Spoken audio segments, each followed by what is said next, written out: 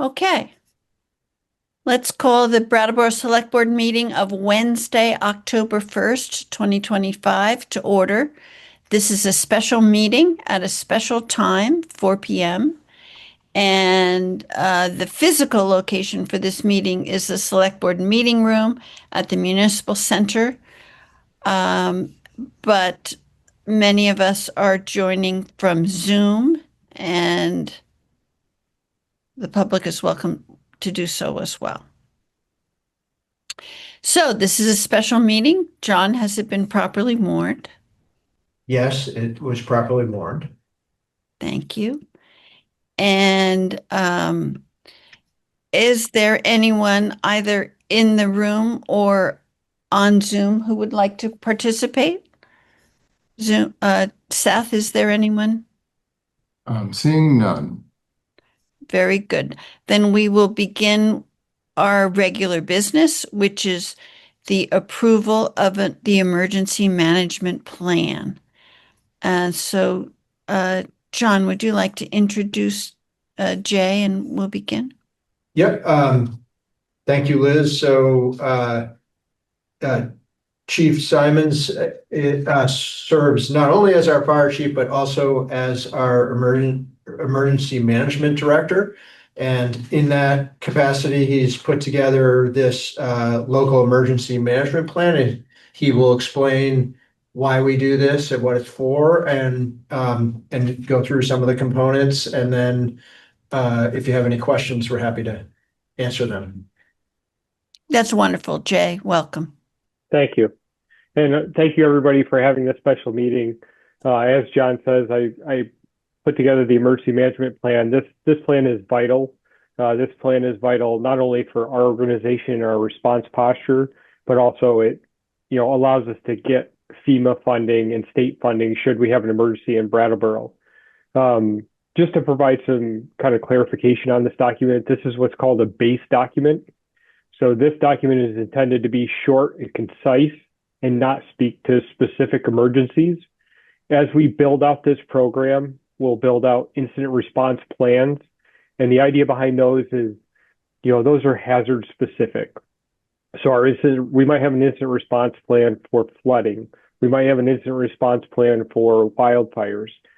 And why those are specific plans is they sit on the shelf. And when that happens, we pull that specific plan off the shelf. And that just keeps everything organized. So rather than having a document with incident response plans in it that's like 1,000 pages long, you have hazard specific incident plans with a base document that just contains the vital information. Base document is, we have an emergency, we need a resource, we pull this document out, we flip to our resources page, and we call that resource. If we're concerned about some vulnerable people in the town, who are those groups of vulnerable people? That's contained in this document. Who sits on the emergency management team should we activate an emergency operations center? That's also contained in this document. This document will be, most of this information comes from our old emergency management plan that was approved in 2024. A lot of this is carried over with that, and then some new information from some of the stakeholders that I've met with since my time here. So some of the things are new and fresh, and I went through and updated all the names and stuff. So that's the document for your approval. Great. I'll open it up to the board if any board members have questions. Thank you. Please begin. I see. Go for it, Isaac. Well, actually, let me just make the note that Amanda, who I think was the one who wanted to pull it, says she's having computer issues and should be here in a minute. Great.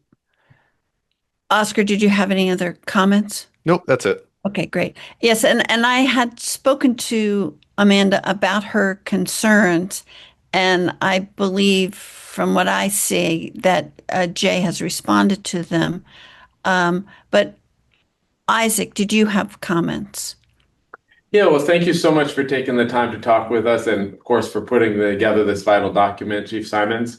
I'm interested to hearing a little bit about the role of the select board in an emergency. I did receive some communications, as did other board members, when the fire at SIT happened, and just really appreciated the town staff's response and collaboration with that institution in addressing the needs, and just wanted to learn about how we can be supportive in those sorts of situations. So the select board plays a vital role in all this for a multitude of reasons. So some of the things that occur in an emergency response is immediate expenditures, emergency expenditures, which through our procurement policy, we have authorization to do. But if the select board is involved, that gives you that situational awareness and that clear visibility of why this is being spent. I think it's also vital that every member of the select board has, I guess, I would say like a delegation or a group of people that really speak to them. So, some people are comfortable reaching out to Liz. Some people are comfortable reaching out to Oscar. So the select board's involvement is a conduit to the Emergency Operations Center to ensure that we all have all the accurate information, because somebody that's, maybe we have a flood and this person is trapped without supplies, they might reach out to you rather than reaching out to the Emergency Operations Center, and you would be that conduit of information. It's my belief that there should always be at least one select board member involved in the unified command, and your role in unified command is that conduit to the rest of the select board members, and to have a true, so when I come to you and say, this is what we had to do during that disaster, you have a real-time understanding of what exactly occurred and why it occurred, and just you really get those live updates. So those are some of the situations that would really be vital to have the select board involved in. Let me know that Amanda has joined us. And welcome, Amanda.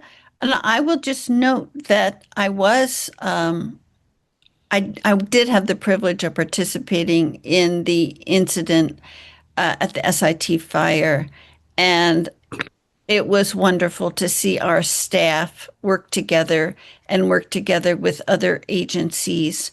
And I really was very impressed by that work, and happy to see that, elements of that are presented in this space document.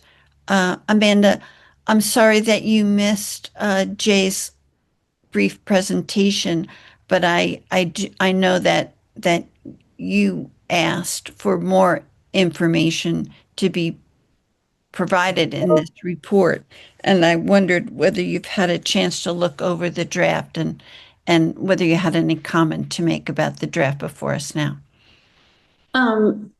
First of all, I apologize for technical issues on my end. I'm sorry about that. Yes, and actually all were repaired. The concerns I have were just all of the contact information. The one thing that's missing is my cell phone number. I'm not sure how to put that in. I see all the other select board members are in there, but otherwise it feels a lot more complete, and that was the only thing I had. Great. And then anyone has any information that they want to get to Jay, they can email him, and that'll be reflected in the final document. Is there anyone else who would like to comment on this draft document that we have before us? No, I looked it over. It all looks fine to me. Great. And so I see some other thumbs up. And I just want to comment that one of the things that I learned from witnessing the incident command structure, and as Jay said, this is a living document, so it'll be updated. And it also reflects the new relationships that Jay is making as he comes on board as our fire chief with all the parties involved. So, again, the coordination that I witnessed was really awesome, and I'm hoping that continues, and I'm sure it will. John, is there anything else that we need to discuss before we take a vote? Oh yeah, I was just going to ask if somebody would make a motion. We would be looking to approve and accept this plan. I'll motion that we approve and accept Chief Simon's plan. Great. Peter has moved to approve the emergency management plan for the town of Brattleboro in 2025. And all select board members in favor, please. Oh, did you have a comment, Isaac, or are you just approving? No, I have a comment. Okay, go ahead. Yeah, I had a couple of questions for the chief actually, and I asked one about the select board role and really appreciate that response, Chief. The other question was just about how organizations are added, and if I'm very supportive of this plan, just in terms of if we learn of a new organization that's working with another vulnerable community that's not on that list, for instance, would it be appropriate to reach out to you and the town manager just to give you a heads up about that, or how best would you like for people to communicate? So yes, reaching out to me is perfect. And then what my steps that I take is I go and meet with that group or that organization to get the detailed information of, what's their vulnerable population, how many, what facilities do they have, what are their facility weaknesses or hazards involved with those facilities. And then we move them into the plan. And that just gives me that situational awareness to know that if they call, what are some of their potential needs going to be when we have an emergency. Great. Thank you so much. Yep.